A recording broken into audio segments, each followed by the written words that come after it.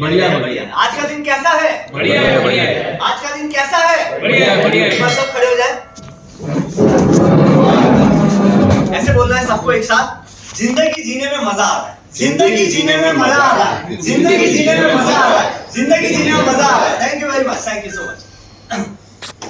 तो yes yes of course. मजा खत्म, बैठ जाओ। तो आज का मेरा टॉपिक है actually innovation in branding. Branding के ऊपर हम बात करने वाले हैं, लेकिन इससे पहले मैं आपको बता दूं कि मैं क्यों ब्रांडिंग के ऊपर बात करने वाला हूं। तो सबसे पहले मैं अपने आप को इंट्रोड्यूस कर देता हूं कि मेरा नाम मनीष जैन है। लायंस क्लब ऑफ पुणे भूसरी का मैं पिछले 2 साल से मेंबर हूं और ब्रांडिंग के ऊपर 2011 में मैंने Satkar software solution private limited company की शुरुआत की थी। At the age of 21 I started my own company and same time पे मेरी शादी भी हुई थी। तो 2 शादियां एक्चुअली मैंने एक साथ की थी, एक कंपनी के साथ और एक वाइफ के साथ। सो कहने का मतलब है कि 2011 से लेकर के अभी तक जो मैं देखता आया हूं, जो मेरा एक्सपीरियंस है, और मेरा द ब्रांडिंग शो करके एक शो भी चलता है Spotify पे, आप मेरा एपिसोड देख सकते हैं। आप Alexa पे, Google इको पे, जो अगर आपके घर पे डिवाइस है, तो आप Manish Jain the branding show बोल करके आप मेरा एपिसोड सुन भी सकते हैं। और Facebook लाइव और LinkedIn लाइव पे वो एवरी सैटरडे रात 8 बजे मेरा शो आता है द ब्रांडिंग शो। उसी में से एक छोटी सी बात मैं यहाँ पे शेयर करना चाहूंगा कि आज हम अगर ब्रांडिंग की बात कर रहे हैं तो ब्रांडिंग में इनोवेशन का बहुत बड़ा रोल है। जैसे पहले जमाने में हम वापस बैक जाते हैं, पहले जमाने में गांव में एक चौपाल होती थी और वहां पे लोग मिलते थे शाम को, और वो शाम को वहां पे एक दूसरे की बात करते थे। हाँ यार मुझे ये सर्विस करवानी है, वो अच्छा है, वो अच्छा है। तो एक माउथ पब्लिसिटी वहां पे होती थी क्योंकि लोगों के पास टाइम होता था बैठकर बात करने का, तो उसको ब्रांडिंग कहा जाता था। जहां पे 4 लोग एक साथ, घर के बड़े बुजुर्ग लोग आते थे, पेड़ के नीचे बैठते थे, बच्चे एक साथ खेलते थे, सब लेडीज एक साथ बैठती थी, तो आपस में डिस्कस होती थी कि यार मेरे घर में ये प्रॉब्लम है, अच्छा ये सॉल्यूशन ये जने देते हैं या ये देते हैं, और उस तरह से ब्रांडिंग होती थी। धीरे धीरे टाइम चेंज हुआ, लोगों के पास टाइम कम होने लगा, पेशेंस कम होने लगा, ब्रांडिंग बढ़ती गई, फिर धीरे धीरे ऑटो के पीछे, बस के ऊपर आप लोगों ने पैनल देखे होंगे या सिग्नल पे बड़े बड़े होर्डिंग्स देखे होंगे कि ये वो, लेकिन वहां पे प्रॉब्लम क्या आने लगा, कॉस्टिंग का। कॉस्टिंग बहुत आने लगा, लेकिन सिग्नल पे अब वो भी ऑडियंस देख रही है जिसको जरूरत ही नहीं है, राइट? क्योंकि सिग्नल पे होर्डिंग्स लगा है, उस पे कोई मॉनिटरिंग नहीं होती कि कितने लोगों ने देखा, कितने लोगों ने वहां से देख के कॉल किया, या कितने लोग आपका देख रहे। लेकिन जो चार्जेस होते थे एज पर द ट्रैफिक,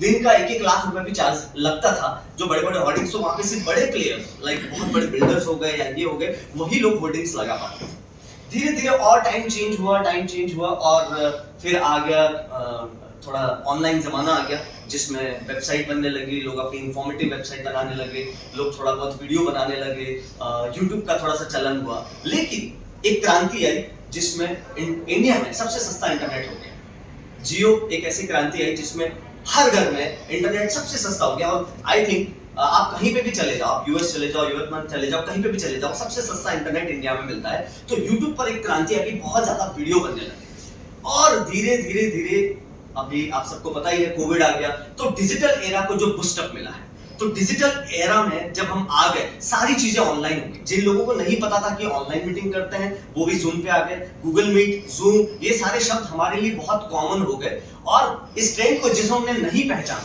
जिन्होंने नहीं शुरुआत की, वो घर में बैठे रह गए, उनका बिजनेस बंद हो गया, वो कहीं ना कहीं लैक हो गए, उन्होंने वो न्यू लर्निंग भी नहीं कर पाए। तो ऑनलाइन के जमाने में आप बहुत ज्यादा चीज सीख भी सकते हैं, लेकिन अब यहाँ पे एक और चीज आती है कि नॉलेज तो बहुत सारा मिल जाता है, लेकिन कमी कहाँ पड़ जाती है। एक जमाना था जब सबसे ज्यादा ताकतवर उस इंसान को माना जाता था पुराने जमाने में जिसके पास सबसे ज्यादा हाथी घोड़े होते थे। जैसे राजा महाराजों के टाइम होता था ना कि मेरे पास 50 हाथी हैं, उसके पास 100 हाथी हैं, वो ज्यादा पावरफुल है।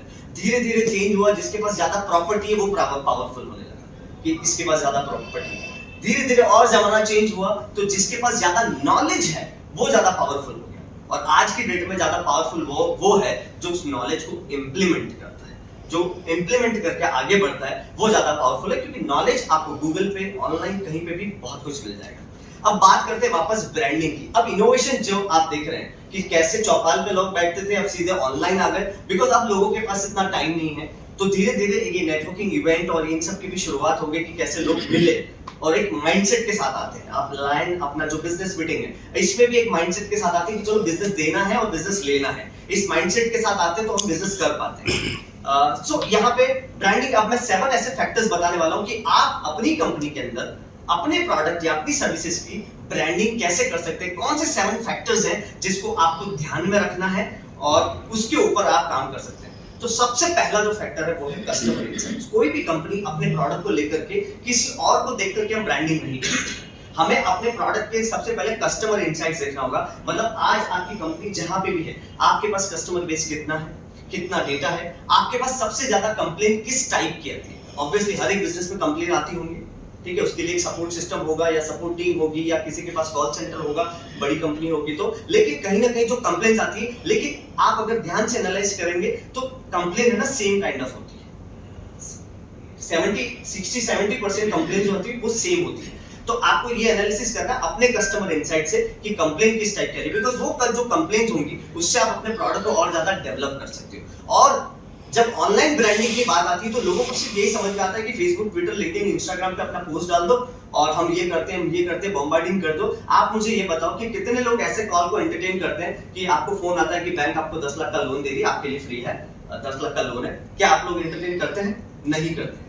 ठीक है, कई बार आपको कॉल आते होंगे कि हमारी कंपनी ये करती है, बहुत सारे कॉल आते हैं, मेरे पास टाइम नहीं है, आई एम बिजी। बिकॉज़ मैंने क्या कहा, लोगों के पास टाइम कम होता जा रहा है और टाइम कम होता जा रहा है तो अब डीएनडी सर्विस एक्टिव हो गई, जो इसके लिए कई सारे रूल्स आ गए। तो अब ये कॉलिंग सिस्टम जो है, जो एक टाइम पे बहुत चलता था, वो बंद हो चुका है और कंप्लीटली एक लॉस्ट हो चुका है। अगर कोई कर भी रहा है आज के टाइम में तो it's a waste of energy और वेस्ट ऑफ टाइम है। अब सोशल मीडिया पे वही तो कर रहे हैं लोग कि फेसबुक पे आप पोस्ट डाल रहे हो कि हमारी कंपनी ये करती है, ये करती है, ये करती है, वहां पे भी लोग आपकी पोस्ट को इग्नोर कर रहे हैं, लेकिन आपको पता नहीं चल रहा है। अब करना क्या है कि लोगों के दिमाग में WIIFM रहता है, मतलब what's in it for me. आज मैं यहाँ पे खड़ा हूँ, अगर मैं अपनी कंपनी को ही प्रमोट करूंगा कि मैं वेबसाइट बनाता हूँ, मैं वेबसाइट बनाता हूँ, तो you people are not interested. मैं बनाता हूँ इसमें, सो व्हाट, ठीक है, बनाना होगा तो बनवा देंगे। लेकिन अगर मैं कुछ ऐसा नॉलेज शेयर कर रहा हूँ जो शायद आपके लाइफ में, बिजनेस में, ब्रांडिंग में कहीं पे काम आ जाए, तो वो रहता है। अभी आप सबके दिमाग में WIIFM है, what's in it for me. ये जो बोल रहा है इसमें मेरे लिए क्या है। तो हम जो भी ब्रांडिंग करते हैं, हम जो भी पोस्ट डालते हैं, हम जो भी वीडियो डालते हैं, उसमें लोगों को क्या मिल रहा है। अगर हम हर बार यही पोस्ट डालेंगे कि हमारी कंपनी ये करती है, ये करती है, ये करती है, people are not damn interested seriously. And आपके पोस्ट पे ना लाइक्स होंगे ना कमेंट, और वो आपको पता नहीं चलेगा बिकॉज इतना इनसाइट्स अगर आप देख नहीं रहे हैं। और लेकिन अब यहाँ पे क्या करना है कि सबसे पहले आपको कस्टमर इनसाइट देखना है कि कंप्लेन किस टाइप की आ रही है, उससे आप अपना प्रोडक्ट कैसे डेवलप कर सकते हैं, और जो डेवलपमेंट आप कर रहे हैं उसके बारे में अवेयरनेस आपको सोशल मीडिया पे क्रिएट करनी है। आपकी पोस्ट उस टाइप से होनी चाहिए कि ये मेरा प्रोडक्ट है जो इस इंडस्ट्री की मदद करता है और उनका ये चैलेंज जो है वो सॉल्व करता है। जब हम लोगों की मदद करने की बात करते हैं तो पीपल आर इंटरेस्टेड। जब हम सामने वाले की हेल्प करने की बात करते हैं तो पीपल आर इंटरेस्टेड कि यार ये मेरे बारे में बात कर रहा है। एक एग्जांपल देता हूं, 2 बोर्ड लगे हुए, आप कहीं घूमने जा रहे हैं हाईवे पे और आपको छाछ पीने का मन हुआ, ठीक है, और आपके सामने 2 दुकान है, एक के बाहर लिखा है यहाँ पर छाछ मिलती है और एक के बाहर लिखा है यहाँ पर शुद्ध ठंडी छाछ मिलती है। आप कहां पे जाएंगे? ऑटोमेटिकली आपके कदम शुद्ध ठंडी छाछ की तरफ बढ़ेंगे। शायद आपको पता भी नहीं चलेगा, कॉन्शियसली आपको पता भी नहीं चलेगा, लेकिन आपके कदम उस दुकान की तरफ जाएंगे जिसने शुद्ध ठंडी छाछ लिखा है। छाछ वही होगी, ठीक है, लेकिन वो शुद्ध की बात कर रहा है, मतलब शुद्ध मतलब आपके हेल्थ की बात कर रहा है। अरे ये तो मेरे बारे में बात कर रहा है, शुद्धता की बात कर रहा है, प्योरिटी की बात कर रहा है, मेरी हेल्थ की इसको पड़ी है, इसको नहीं पड़ी है, तो आपके पैर ऑटोमेटिकली उधर जाएंगे जहां पे शुद्ध ठंडी छाछ लिखी है। तो सोशल मीडिया पे आप उसी टाइप की पोस्ट डालिए कि आपका प्रोडक्ट किस तरह से मदद कर रहा है पर्टिकुलर किसी इंडस्ट्री की। आपके जितने भी प्रोडक्ट है, सर्विसेज है, सब किसी न किसी की मदद कर रहे हैं, राइट, ठीक है। कई बार लोग, मैंने देखा पोस्ट में ये डाल देते हैं फेसबुक पे कि we have target of 2 crore this year. Why people are interested? You are earning 2 crore, 20 crore, 100 crore, people are not that interested, right. See, आज आप इतने सारी न्यूज़ सुन रहे हैं, Pathaan 1000 crore, Pathaan 800 crore, are we interested?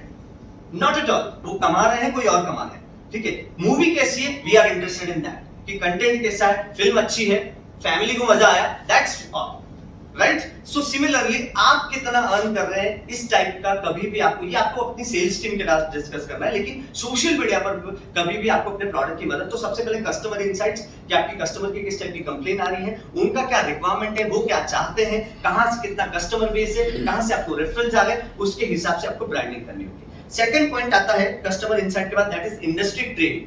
आपके इंडस्ट्री में क्या ट्रेंड चल रहा है, मतलब हर एक का इंडस्ट्री है और हर एक की इंडस्ट्री में कुछ ना कुछ नयापन आता है, कुछ ट्रेंड चल रहा है, कुछ ट्रेंडिंग होता है कि यार ये समथिंग है, तो आपके इंडस्ट्री के जो भी एक्सपर्ट्स हैं उनको आपको फॉलो करना है। फॉर एग्जाम्पल अगर आज मैं डिजिटल मार्केटिंग के अंदर हूँ तो मैं नील पटेल, गेरावी, इनके बराबर वॉच आउट करता हूँ कि वो क्या कर रहे हैं, कौन सा उन्होंने नया पॉडकास्ट डाला है, सोशल मीडिया में नया क्या आया है, डिजिटल मार्केटिंग में नया क्या एल्गोरिथम आया। मैं आज डिजिटल मार्केटिंग की टेक्निकलिटीज पे बात नहीं करूंगा क्योंकि वो शायद आपके सर के ऊपर से जाएगा, बट मैं एक लेमन की लैंग्वेज में बात करूंगा कि कैसे आपको ब्रांडिंग करनी चाहिए। तो आपके फील्ड में जो एक्सपर्ट्स हैं, जहां आप जाना चाहते हो, उनको आप फॉलो करना शुरू कर दो उनको, क्योंकि उससे आपको ट्रेंड पता चलेगा। कई बार लोग अपना अपना काम कर रहे हैं, इसी तरीके से काम कर रहे हैं, इधर उधर नहीं देखते, वो अपना काम कर रहे हैं तो वो डेवलप नहीं कर पाते अपना प्रोडक्ट को, क्योंकि वो इंडस्ट्री में क्या नया आ रहा है, क्या ट्रेंड चल रहा है, वो नहीं रीड करते। आज मेरे फील्ड से रिलेटेड जितनी बुक्स आती हैं मैं सारी खरीद लेता हूँ। कई बार पढ़ने का मौका मिलता है, कई बार नहीं मिलता है, लेकिन मैं अपने साथ एक बैग में बुक हमेशा रखता हूँ और कभी भी मौका मिले तो उसको पढ़ते रहते हैं। तो उससे क्या होता है कि हम अपडेटेड होते रहते हैं, हमारे इंडस्ट्री में क्या ट्रेंड चल रहा है। बिकॉज पहले जमाना 200 साल में बदलता था, फिर 20 साल में बदलने लगा और अभी 2 साल में सब बदल जाता है। 2 साल में आज जो टेक्नोलॉजी चल रही है, शायद 2 साल बाद उसको कोई पूछने वाला भी नहीं, वो आउटडेटेड हो जाएगी। तो we need to upgrade ourselves. तो इंडस्ट्री ट्रेंड आपको फाइंड आउट करना है। इंडस्ट्री ट्रेंड से आपको ये पता चलेगा कि हाँ, ये ट्रेंड चल रहा है, मुझे इस टाइप का वीडियो बनाना है, ये ट्रेंड चल रहा है, मुझे इस टाइप की मार्केटिंग करनी है, इस टाइप का ब्रांडिंग करना है। थर्ड है कॉम्पिटिटिव एनालिसिस। हमेशा अपने कॉम्पिटिटर्स पे अपनी आई ओपन रखनी चाहिए। अब यहाँ पे लोग ये भी कह सकते हैं कि यार हम तो अपने आप पे फोकस करते हैं, लेकिन आपके कॉम्पिटिटर्स किस तरह की ब्रांडिंग कर रहे हैं, उनका वेबसाइट किस तरह का है, उनकी डिजिटल मार्केटिंग किस तरह से कर रहे हैं, उनकी कंपनी में क्या चल रहा है, क्या नहीं चल रहा है। अगर आप उसको थोड़ा सा एनालिसिस करेंगे तो आपको आइडिया आएगा कि आप क्या और बेहतर कर सकते हैं, या वो कहां गड़बड़ कर रहे हैं, उसमें आप क्या और बेहतर कर सकते हैं। वो आपके दिमाग में एक आइडिया तभी आएगा जब हम एक कॉम्पिटिटिव एनालिसिस करते हैं, जब हम किसी और को देखते हैं तो हमें बेहतर बनने की एक अपॉर्चुनिटी मिलती है। जब कोई आपके सामने बोल रहा है, जब कोई आपके सामने कोई काम कर रहा है, तो हमें समझ में आता है कि मैं होता तो ऐसे करता। तो जब तक एक ह्यूमन साइकोलॉजी, जब तक हम दूसरे को नहीं देखते, आज हम बड़े हुए हैं बचपन से, तो हमने अपने माँ बाप को देखा, तो हमारे पिताजी जैसे करते थे वैसे हमने करना शुरू किया, और बड़े हुए फिर दोस्तों को देखकर हमने करना सीखा, और इसलिए तो बोलते हैं संगत का असर होता है, ठीक है। और बड़े हुए तो हमने हमारे फ्रेंड्स, कलीग्स, उनको देखते हमने काम करना शुरू किया। लेकिन जो भी आज हम कर रहे हैं, चाहे हम चल रहे हैं, जो बोल रहे हैं, कहीं ना कहीं हम किसी को पोर्ट्रे कर रहे हैं, किसी से हमने सीखा है, कहीं से हमने वो चीजें सीखी है, और वो हमें कई बार पता नहीं चलता है, कॉन्शियसली हमें पता नहीं चलता, लेकिन कहीं ना कहीं वो सारी चीजें किसी से आई हुई है, किसी से सीखी हुई है। बिकॉज माँ के पेट से तो कोई सीख के नहीं आया। तो ये है कॉम्पिटिटिव एनालिसिस, कि आपको कंपटीशन से ये पता चलेगा कि वो लोग क्या कर रहे हैं और आपको किस तरह से अपनी ब्रांडिंग करनी चाहिए। अब आपने इंडस्ट्री ट्रेंड देख लिया कि क्या ट्रेंडिंग चल रहा है, आपने कस्टमर इनसाइट्स देख लिया, आपने कॉम्पिटिटिव एनालिसिस देख लिया। चौथा पॉइंट आता है कि now openness to risk taking and experiment. अब आपको एक्सपेरिमेंट करना है अपनी ब्रांड के साथ। एक्सपेरिमेंट इन द सेंस, अब फेसबुक एक प्लेटफॉर्म है, ट्विटर एक प्लेटफॉर्म है, लिंक्डइन एक प्लेटफॉर्म है, और सब पे अलग-अलग तरह की ऑडियंस है। लिंक्डइन पे आपको सारे कॉर्पोरेट लोग मिलेंगे, सारे business owner, CEO, founders, directors, ये सारे लिंक्डइन पे मिलेंगे। फेसबुक पे आपको सारी नॉर्मल ऑडियंस, सब कुछ मिलेगा। इंस्टाग्राम पे आपको 18 से 25 साल वाले लोग ज्यादा मिलेंगे, क्योंकि it's more about photographs, like ज्यादातर तो इंस्टाग्राम पे खाने के फोटोग्राफ्स आ जाते हैं। सो इट्स मोर अबाउट, अगर आपका फूड बिजनेस है, अगर आप न्यूट्रिशियंस हैं, अगर आप हेल्थ के फील्ड में, तो इंस्टाग्राम, फेसबुक बहुत अच्छा है। अगर आप मैन्युफैक्चरिंग इंडस्ट्री के अंदर है तो लिंक्डइन से बेहतर कोई प्लेटफॉर्म नहीं है। तो आपको ये जज करना है कि कौन सा प्लेटफॉर्म आपके लिए बेहतर है। बिकॉज वो लिंक्डइन पे कर रहा है तो मैं भी लिंक्डइन पे करूं, ऐसा जरूरी नहीं है। आपका प्रोडक्ट, आपका चॉइस, आपका टारगेट ऑडियंस अलग है, और उसके हिसाब से आपको प्लेटफॉर्म चूज करना है और उसमें मास्टर करना है। सभी प्लेटफॉर्म पे एक साथ करने की भी जरूरत नहीं है। कुछ अगर प्लेटफॉर्म हो सकते, अगर आप ट्रेनर है, कंसल्टेंट है, तो यूट्यूब से बढ़िया कोई प्लेटफॉर्म नहीं है। बिकॉज ट्रेनर के पास लोग तभी आते हैं कि उनको पता चलता है कि अरे ट्रेनर ऐसा बोलता है, और वो वीडियो देखने के लिए उनको यूट्यूब प्लेटफॉर्म पे जाना पड़ेगा, राइट। तो आपको ये देखना है कि फिर आपको रिस्क लेना है। आप पोस्टिंग सब पे करो, लेकिन एक पे ज्यादा आप उसमें एड कैंपेन रन कर सकते हैं, पीपीसी एड रन कर सकते हैं, उस पे अगर आपको वीडियो बनाना है तो वीडियो बना सकते हैं। लेकिन फॉर एग्जांपल मैं लिंक्डइन पे लाइव आता हूं, मैं यूट्यूब पे लाइव नहीं आता। मैं लिंक्डइन और फेसबुक पे लाइव आता हूं। फेसबुक पे लाइव इसलिए आता है क्योंकि मेरे वहां फॉलोअर्स बहुत ज्यादा है और एक मास ऑडियंस मिल जाती है, और लिंक्डइन पे मैं लाइव इसलिए आता हूं एवरी सैटरडे क्योंकि वहां पे मुझे कॉर्पोरेट लोग मिलते हैं। तो जो बड़ी कंपनीज है, अब अल्फा लेवल कंपनी ने कांटेक्ट किया कि आप हमारे सिर्फ कंसल्टेंट बन जाओ, काम मत करो, काम करने के लिए हमारे पास टीम है, योर गाइडेंस इज इंपॉर्टेंट। और वो उनको समझ में आया कहां से, वीडियो से, क्योंकि उनकी किसी टीम ने वीडियो देखा, एक मीटिंग पे बुला लिया ऐसे ही, एंड फाइनली एक बीएनआई कनेक्शन मिल गया, तो एंट्री हो गई।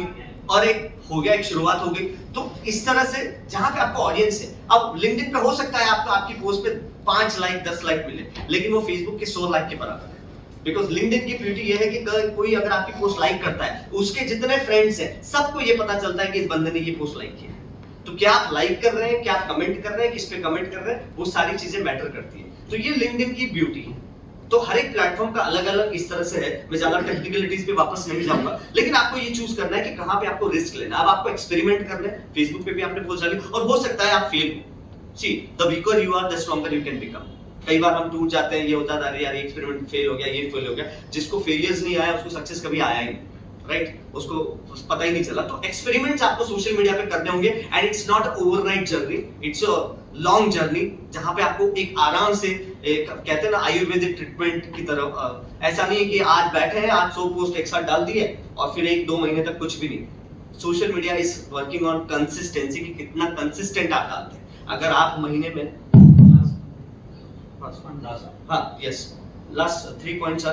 तो पांचवा, यूज ऑफ न्यू टेक्नोलॉजी। तो जो भी आपकी इंडस्ट्री में नई टेक्नोलॉजीज आ रही है उनको आपको यूज करना है। जो प्लेटफॉर्म जैसे मैंने बताया, फेसबुक, ट्विटर, लिंक्डइन, इंस्टाग्राम, जो भी प्लेटफॉर्म आपको सूट करता है उसको आपको नई टेक्नोलॉजीज के हिसाब से अपने वीडियोस वगैरह भी बनाने हैं। एंड 6 पॉइंट है कोलैबोरेशन, जहां पे आप कोलैबोरेशन कर सकते हैं। आजकल आपने देखा होगा काफी इन्फ्लुएंसर एक दूसरे से कोलैबोरेशन कर रहे हैं, सेम काइंड ऑफ फील्ड वाले कोलैबोरेशन कर रहे हैं, क्योंकि अब ये समझ आ चुका है कि इंडिविजुअल आगे बढ़ने में उतनी फास्ट ग्रोथ नहीं होती है जितना कोलैबोरेशंस में आगे बढ़ सकते हैं। बिकॉज अगर आज मैं सोशल मीडिया डिजिटल मार्केटिंग में, तो मेरा किसी में एक्सपर्टीज है। मैंने जब बिजनेस स्टार्ट किया था, I was expert in search engine optimisation, मेरा एक्सपर्टीज उसी में था। एंड लेटर आई रियलाइज कि यार एसईओ में है तो फिर वेबसाइट भी बनानी होगी, एंड फिर डिजिटल मार्केटिंग, फिर एक चेंज आता गया, आगे बढ़ते गए। लेकिन जो मेरा मास्टरी था वो सर्च इंजन ऑप्टिमाइजेशन में था। तो कोलैबोरेशंस में क्या था, वीडियो के लिए हमने कोलैबोरेशन कर लिया। तो कोलैबोरेशन से यहाँ पे same kind of business, but उनकी मास्टरी अलग है, आपकी मास्टरी अलग है। कोलैबोरेशंस में कस्टमर का भी फायदा होता है और आपका भी फायदा होता है। And the last 7 point is continuous improvement. It's very much important if you want to develop your brand in the field of innovation. If you want to grow like a rocket, तो आपको continuous improvement बहुत जरूरी है। जैसे आपके field के related, आपके जो भी आपका नॉलेज है उसको अपग्रेड करना बहुत ज्यादा जरूरी है। अगर ये 7 चीजें आप फॉलो करते हैं तो इनोवेशंस में आपकी ब्रांड को एक लेवल पे ले जाने में आपको मदद होगी। तो मैं एक समराइज कर देता हूँ 7 पॉइंट। कस्टमर इनसाइट सबसे पहले आपको देखना है।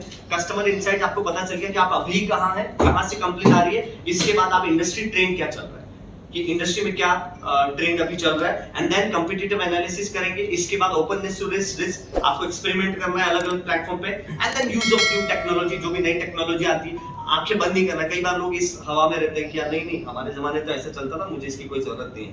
तो वो कहीं ना कहीं पीछे रह जाते हैं, बिकॉज जो नया आ रहा है उसको अडॉप्ट करना बहुत ज्यादा जरूरी है।